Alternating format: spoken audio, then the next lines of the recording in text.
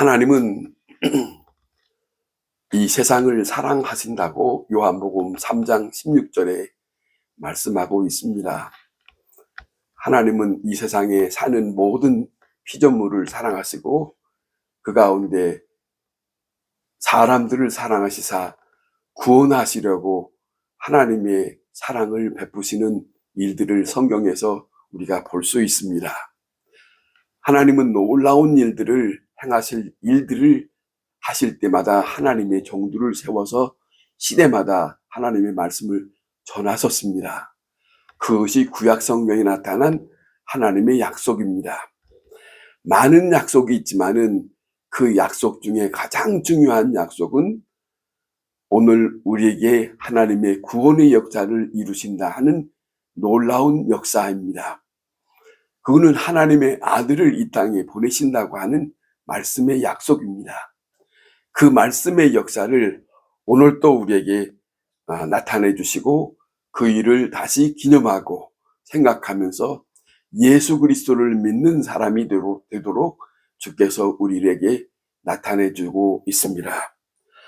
예수 그리스도의 탄생을 우리는 크리스마스라고 그렇게 부르기도 하고 또 온 세상 사람들이 크리스마스를 또 그렇게 생각하고 지내기도 합니다만은 이 크리스마스는 세상 사람들이 즐겁게 지내는 그런 기념적인 것이 아니고 중요한 것은 하나님이 세상에 오셨다고 하는 것이 우리에게 성경에서 전해주는 아주 중요한 말씀입니다. 성경에서 우리에게 말씀하시기를 그걸 복음이라고 말합니다. 소식이란 말이지요.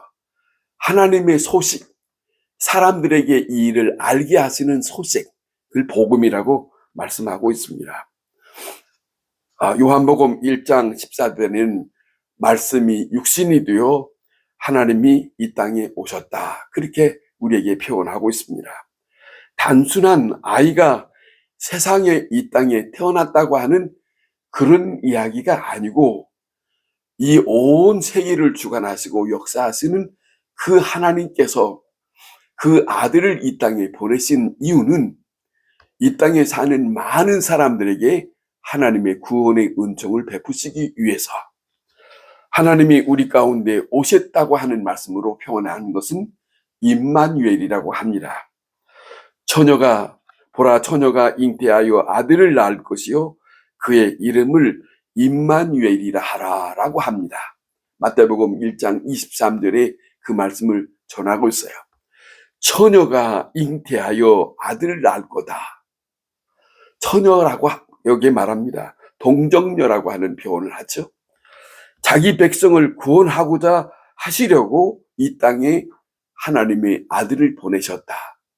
그 말씀을 또 마태복음 1장 21절에 아들을 낳으리니 이름을 예수라 하라. 그 예수의 이름이 자기 백성을 그들의 죄에서 구원할 자라고 하는 뜻을 두고 있습니다. 그것이 하나님의 뜻입니다. 하나님이 원하시는 하나님의 사랑을 이 땅에 우리에게 엄청난 사랑을 우리에게 베푸시는 것이다 하는 말씀입니다. 이 같은 엄청난 역사를 이루실 때에 한 역사가 필요하고 한 세대가 필요하고 한 민족이 필요하고 아니 한 사람이 필요합니다. 한 사람이 필요하다. 하나님이 썼어야 할 도구가 있어야 한다. 그거죠. 도구가 필요하다. 그 그릇이 필요하다. 가장 하나님께서 쓰시고자 하시는 그 한 사람이 필요하다. 그것이 바로 동정녀라고 하는 표현을 두고 있습니다. 동정녀 탄생. 일반적인 사람이 한 사람을 잉태하는 그거와 같은 모습이 아니라 다른 모습으로 하나님은 한 생명을 이 땅에 허락하셨다. 그거예요. 이 엄청난 일은 단순히 이스라엘 백성들에게만 나타난 역사가 아니고 우주적인 사건으로 이 사건을 하나님께서 하나님의 사랑으로 허락하셨다 하는 말씀입니다. 여기에 자 생각하면 집을 짓고 살아야 하는 것이 아니고, 자, 우리가 생각하는 것, 여기서 우리가 생각할 것은 하나 있습니다. 짚고 넘어갈 것이 하나 있는데, 성경을 이해하기 위해서 이것을 우리가 알아야 하는 것은 유대 사람들의 결혼의 풍습입니다. 자, 결혼의 풍습은 가정과 가정의 만남입니다. 개인과 개인의 만남에서 이루어지는 것이 아니고 가정과 가정의 만남에서 그 어르신들이 그 집안들끼리 서로 오가는 이야기가 있어서 그들끼리 이미 약속을 한다는 것이죠. 그것이 약혼이라고 하는 표현을 두고 어렸을 때부터 부모님들이 다 해놓고 큰 다음에 이 사실을 그들에게 알려놓고 그 다음에 이제 그들에게 약혼을 하게 한다 하는 겁니다. 그건 우리나라의 풍습과는 조금 다른 모습이죠. 자, 약혼이라고 했을 때 어른들이 정해놓은 것을 자기들이 나중에 성장해서 커서 그것을 수용한다, 받아들이고 그 다음에 부모님의 뜻을 따라서 결혼하게 되는 이 과정이 적어도 1년의 시간을 거친다는 겁니다. 많은 시간을 거치는 거예요. 그런데 오늘 이 본문의 사건은 그 1년 중에 되어진 사건이다. 그 1년 중에 되어진 사건. 마리아는 지금 약혼했습니다. 그런데 아직 결혼하지 않은 상태. 다시 말하면 여기서 본문에 이 마리아가 말합니다. 나는 남자를 알지 못합니다. 라고 하는 말을 한 것처럼 남자와 어떠한 관계를 가졌던 그런 상태가 아닌, 자, 그런 입장, 남자를 만난 일이 없는 그런 입장을 오늘 이 본문의 사건 속에서 우리에게 소개하고 있습니다.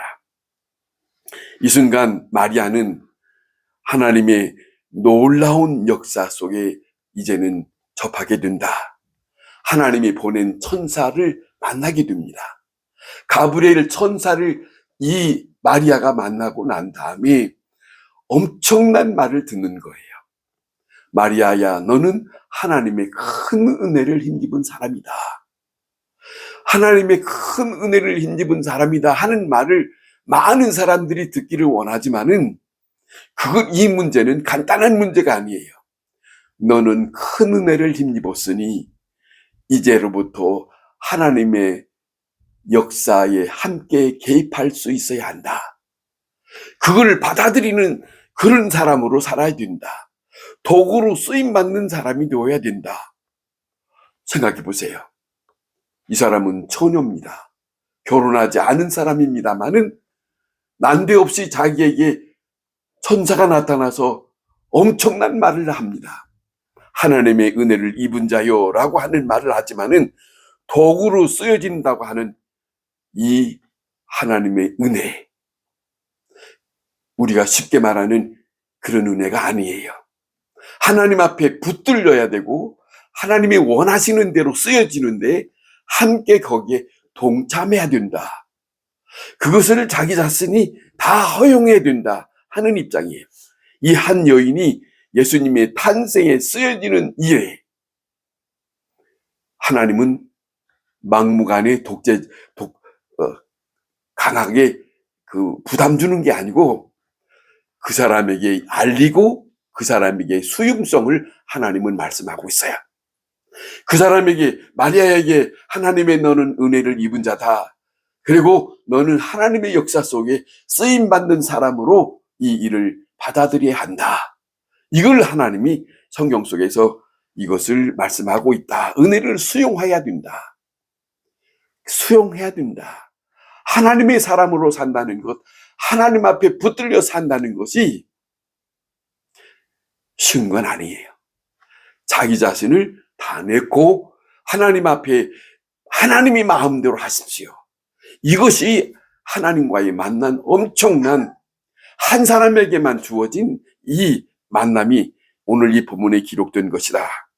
그런데 쓰여진 데는 쉬운 일은 아니지요. 고난이 따릅니다. 이 땅에서 하늘 아버지의 뜻에 쓰임받을 때에는 결코 평탄한 길은 없습니다. 왜냐하면 내가 원하는 대로가 아니에요. 하나님이 원하는 대로 쓰여져야 되니까, 내가 원하는 대로 쓰여진다면 얼마나 좋겠습니까마는, 한 예를 들어서 에레미야서 보면 하나님은 에레미야를 이스라엘 백성들에게 말씀을 전하는 자로 쓰임 받기 위해서 네 어머니 태중에 있기 전부터 내가 너를 택했고, 이렇게 시작해요. 그런데 예레미야서를 읽어보면 에레미야는 하나님의 말씀을 전하는 것 때문에 그 듣는 사람들에게 자기에게 오는 엄청난 힘든 일들이 있어요. 네가 말하는 말은 우리는 듣기 싫다. 네가 말하는 것은 우리에게는 원치 않는다. 그뿐만 아니라 이 에레미야에게는 이 땅에 살면서 남자로서 여자를 만나고 함께 자유롭게 지낼 수 있는 것도 하나님은 허용치 않아요. 너는 여자를 만나지 마라. 가정적인 것을 이루는 것조차도 허락하지 않아요. 내가 원하는 대로가 아니에요. 하나님이 쓰시고자 하는 것은 하나님이 바라시는 대로 내가 쓰임받는 일이기 때문에 평탄한 길은 아닙니다. 그런 일들에게 오늘 이 본문의 이 마리아에게도 그와 같은 입장에 있다 하는 거예요. 그런 입장이에요. 결코 하나님의 역사를 드러내는 일 자체가 내게 힘든다고 하는 것은 아직 생각하지 못하지만, 그러나 이 땅에서 엄청난 일들이, 감당해야 할 일들이 있다 하는 것을 함께하고 있는 말씀이 여기에 있습니다. 마리아는 이 일에 대해서 천사가 들려주는 이 일에 대해서 그는 수용합니다. 받아들이고 순종한다고, 받아들이고 그는 하나님 앞에 그렇게 고백을 하는 내용을 우리가 여기서 봅니다만은, 그런데 마리아만 문제가 아니지요. 마리아와 앞으로 결혼하고도 만나는 요셉이라는 사람이 있거든. 이 요셉이라는 사람이 가만히 보니까 정혼한 여자가 임신했다는 말을 듣게 됩니다. 임신했다고 하는 그의 모습을 보게 됩니다. 깜짝 놀라는 거예요. 그러나 차마 말할 수 없어요. 성경에 보는 대로 이 요셉이 그 여인에게 왜 그랬느냐라고 하는 말도 없어요. 표현이 여기에 이렇게 기록이 있습니다. 마태복음 1장 19절에는 이렇게 표현하고 있어요. 가만히 끊고자 하여. 마리아가 어떤 형편에서 이렇게 임신이 됐는지는 모르지만은 무슨 사정이 있겠느냐라고 내가 이 일에 대해서 자꾸 그에게 따지고 묻고 이렇게 불편한 것을 필요 없이 나 하나 물렀으면 되지 않느냐, 그런 생각을 했던 것 같아요. 그런데 하나님은 이 둘 사이를 모르는 건 아니지요. 이 둘 사이를 아시고 하나님께서는 이 둘 사이를 아시면서 찾아오십니다. 그때의 천사가 요셉에게 찾아와서 오해하지 말거라. 다른 일이 없다. 다른 일이 아니다. 이것은 하나님께서 하시고자 하시는 그런 일로 택함받은 역사다. 이 말을 이 요셉이 듣게 됩니다. 그때 듣고 난 다음에 요셉은 그것을 받아들이고 마리아를 자기 집에 데려와서 결혼하게 되었다라고 하는 1장 20절의 말씀을 우리가 보게 됩니다. 하나님의 뜻을 알지 못한 자에게 큰 부담스러운 거예요. 하나님께서 이 일을 이렇게 이루신다는 것을, 자기들에게 이 일이 이루어진다는 것을 전혀 생각하지 않은 것이지만은, 그러나 어쩌겠습니까? 그 엄청난 하나님께서 이 일을 이루시겠다는데, 그러니까 이 일을 감당하기 위해서는 이제는 마리아와 요셉은 함께 해야 됩니다. 함께 해야 할 입장이 되었습니다. 함께 해야 할 입장에서 마리아에게 나타나는 일들, 요셉이 받아들여야 하고, 또 요셉에게 말씀하시는 말씀은 또 요셉이 그 말씀을 순종해야 하고, 그래서 아이를 죽이려고 한다고 하실 때 아이를 데리고 예굽으로 갔다고 합니다. 자, 이런 엄청난 얘기입니다. 자, 그런가 하면 예수께서 일하고 계실 때, 자, 성년이 되어서 일하고 계실 때 별의별 소리를 다 듣습니다. 귀신이 들렸다, 미쳤다, 별의별 소리를 다 듣습니다. 여러 가지의 소문들이 많습니다. 그럴 때마다 마음이 아프지요. 엄마에 대한 마음 아프고 아버지에 대한 마음이 아프지요. 그런데 마지막 십자가를 지고 돌아가실 때, 십자가에 매달려서 있을 때 그 밑에 어머니 된 마리아가 그 모습을 보고 그 입장을 같이 처하고 있을 때 그 어머니의 마음이 얼마나 찢어지겠습니까? 그 어머니의 마음이 얼마나, 여인의 마음속에 얼마나 기가 막힌 일이겠습니까마는, 그러나 33살 난 아들이 죄 없이 십자가에 죽어야 된다는 그 입장, 가슴 찢어지고 아픈 마음이지만은 이 모든 것들을 처음부터 각오하고 희생해야 된다는 것이 뒤따르는 입장. 자기의 일생이 아니고 우리 한 가정의 일생이 아니고 이거는 하나님의 개입한 일이기 때문에 내가 생각하는 모든 일들, 내게 당하는 모든 어려운 일들을 하나님 앞에서 받아들여야 하는 것이 하나님의 사람의 입장입니다. 은혜를 입은 자여라고 하는 말로 시작했지만 간단하게 쉬운 은혜를 입은 자여, 복 있는 사람이라고 하는 그걸로 듣는 것이 아니고, 하나님께서 이 땅에, 아니 우리에게 마땅히 받아들여야 할 믿음의 사람으로, 하나님의 사람으로 살아야 할 그 입장, 그걸 오늘 이 본문에서 우리에게 전해주고 있습니다. 이 거룩한 역사 앞에 자신의 모든 것을 포기해야 되는 입장. 마리아가 말합니다. 천사가 말할 때, 그래요, 말씀대로 하시옵소서. 하나님이 나를 쓰시겠다면, 하나님이여 나를 하나님께서 쓰시겠다면 하나님의 말씀대로 하시옵소서. 이게 한 사람이 하나님 앞에 말씀이 들려지는 사람의 모습입니다. 순종하는 모습. 아무 말하지 아니하고 더 이상, 자, 오해도 많고 비난도 많고, 자, 여러 가지 고통스러운 일들도 많고 아픔도 많지만은 이게 하나님이 함께하는 사람의 삶입니다. 하나님 앞에 쓰임받는 삶입니다. 하나님 앞에 하나님께서 찾아오신 자에게 나타나는 엄청난 사건입니다. 이런 일입니다. 상식이 통하지 않습니다. 그러나 다 포기해야 됩니다. 다 포기하고, 자, 말씀대로 하시옵소서. 계집종이으니 말씀대로 하시옵소서. 아니, 자기 자신을 하나님 앞에 드리는 시간이에요.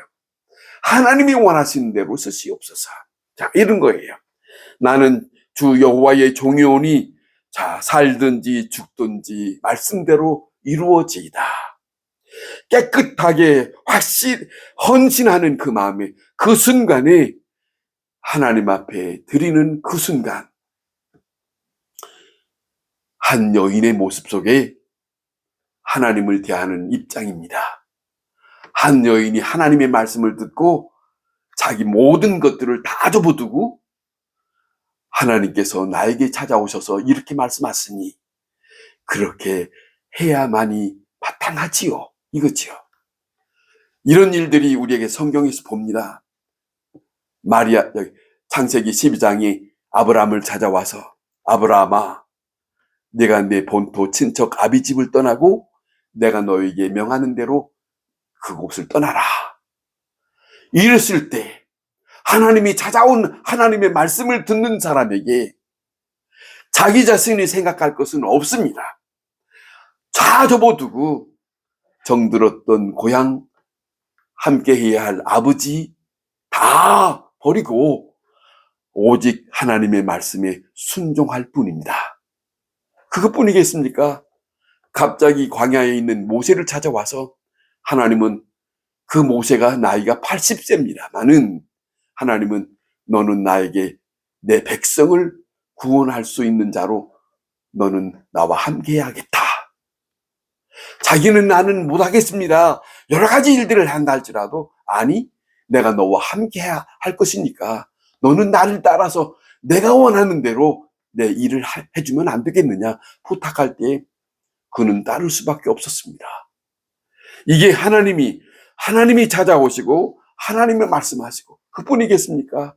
사도 바울이라는 사람 예수 만나서 다메섹 도시에서 예수님 만나고 난 다음에 자기의 일생을 다 버리고 모든 것을 자기를 위해서가 삶이 아니고 하나님의 복음, 주님과 복음을 위해서 자기 자신을 헌신하면서 무엇을 쌓아놓고 무엇을 누리면서 살고도 하는 것이 아니고 오직 주께서 원하시는 대로 그의 일생을 살아갔던 것을 우리가 성경에서 봅니다. 그런 것처럼 말입니다. 하나님의 도구로 쓰여진다는 것이 이 얼마나 중요한 스스로의 결단이 필요한지, 수용해야 하는 문제가 얼마나 필요한지. 전차가 나타나서 하나님의 말씀이 임하실 때 납득이 가지 않습니다. 위험이 온다고 합니다. 그러나 이 여인이 하는 말을 우리가 다시 한번 들어봅시다. 주여 말씀대로 하시옵소서. 주여 말씀대로 하시옵소서. 이 마리아의 마음, 이 헌신, 이 땅에 우리를 위하여 구원할 자를 보내시겠다고 하는데 나를 그 한 사람의 통로로 도구로 쓰임받겠다고 하는데 하나님이 원하신 대로 이 사람을 쓰시옵소서. 이것이 하나님의 말씀을 듣는 사람의 모습입니다. 여호와께서 주께서 주님의 일을 하려고 하실 때 도구로 쓰여지기를 원하는 그 행복도 있지만은 거기에는 고통과 함께 따른다는 것을, 아픔이 있고 내가 원하는 것을 하지 못하는 일도 있다는 것을 여기에서 오늘 또 이 본문에서 가르쳐주고 있습니다. 그러나 남들이 알지 못하는 기쁨이 있습니다. 기뻐하면서 그것을 위해서라면 무슨 일을 못하겠습니까? 인생은 한 번 사는 거예요. 그러나 하나님 앞에 보람되게 살다가 많이 길게 살고 어떻게 살고 그게 중요한 게 아니고 짧게 살아도 하나님 앞에 내가 너를 원한다면 그냥 드리고 살다가 가면 영원한 나라에 그 하나님께서 하나님의 기쁨을 함께 할 수 있는 그날이 있지 않겠습니까? 우리에게 헌신이 필요합니다. 바로 그 길에 하나님의 영광이 함께 할 것이라는 것을 오늘 또 우리가 맞이하고 줄고하는 성탄절, 메리 크리스마스라고 하는 예수님이 하나님의 아들이 이 땅에 오셨다고 하는 것은 간단히 생각할 문제가 아닙니다. 주님이 여호와 하나님께서 우리를 사랑하사 우리를 지옥 갈 사람을 하나님의 품 안에 안아주시려고 말씀을 들려주시는 하나님의 아들을 보내주셨고 그 아들은 아버지의 말씀의 뜻을 따르기 위해서 이 땅에 보내심을 받은 이 사건, 누구를 위해서입니까? 누구를 위해서 마리아가 헌신됐으며 누구를 위해서 하나님께서 이와 같은 엄청난 일을 하셨습니까? 다른 이가 아닙니다. 나를 위해서 모든 사람들이 이 말씀을 들어야 하고 모든 이 세상에 사는 사람들이 이 역사를 받아들여야 하고 그러면 우리는 이 땅에 살다가 육체 밖에서 하나님의 놀라운 안식처에서 하나님과 함께하는 역사를 경험하게 될 것입니다. 다시 한번 주의 여종의 오니 주님의 말씀대로 이루어지이다. 주의 여종의 오니 주의 말씀대로 이루어지이다. 이 말씀이 우리의 하나님의 놀라운 사랑 가운데서 한 사람의 쓰임받는 성탄절에 있었던 사건임을 다시 한번 기억하면서 주님을 사랑하는 주 여호와를 바라보면서 사는 우리의 믿음이 새로워지기를 바랍니다. 아멘. 기도하겠습니다.